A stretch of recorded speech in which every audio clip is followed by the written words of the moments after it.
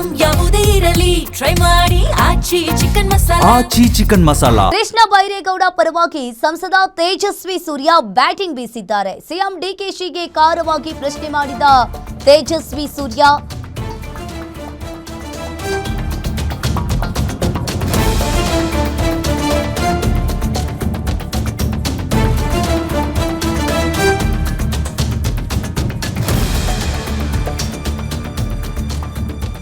ಕೃಷ್ಣ ಬೈರೇಗೌಡ ಪರವಾಗಿ ಸಂಸದ ತೇಜಸ್ವಿ ಸೂರ್ಯ ಬ್ಯಾಟಿಂಗ್ ಬೀಸಿದ್ದಾರೆ.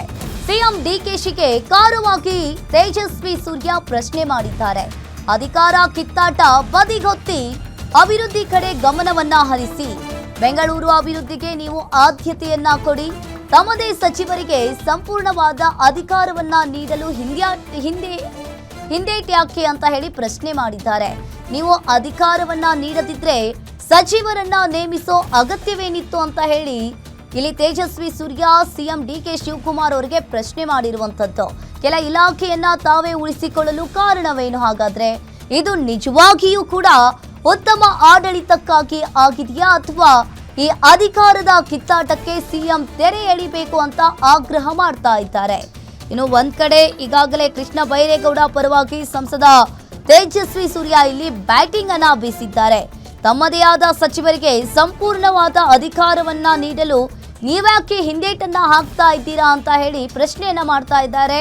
ತೇಜಸ್ವಿ ಸೂರ್ಯ ಸಿಎಂ ಡಿಕೆ ಶಿವಕುಮಾರ್ ಅವರಿಗೆ ಕೆಲ ಇಲಾಖೆಯನ್ನ ತಾವೇ ಉಳಿಸಿಕೊಳ್ಳಲು ಕಾರಣವೇನು? ಹಾಗಾದ್ರೆ ಸಂಪೂರ್ಣ ಅಧಿಕಾರವನ್ನ ಕೃಷ್ಣ ಬೈರೇಗೌಡ ಅವರಿಗೆ ಕೊಡಿ ಅಂತ ಹೇಳಿ ಇಲ್ಲಿ ಆಗ್ರಹ ಮಾಡ್ತಾ ಇದ್ದಾರೆ.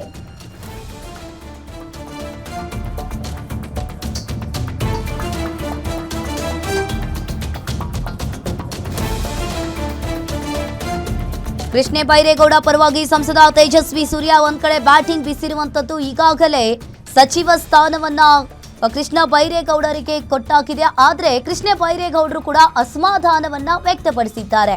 ಕೃಷ್ಣ ಬೈರೇಗೌಡ ಅವರ ಪರವಾಗಿ ತೇಜಸ್ವಿ ಸೂರ್ಯ ಈಗ ಬ್ಯಾಟಿಂಗ್ ಅನ್ನ ಬೀಸಿರುವಂತದ್ದು.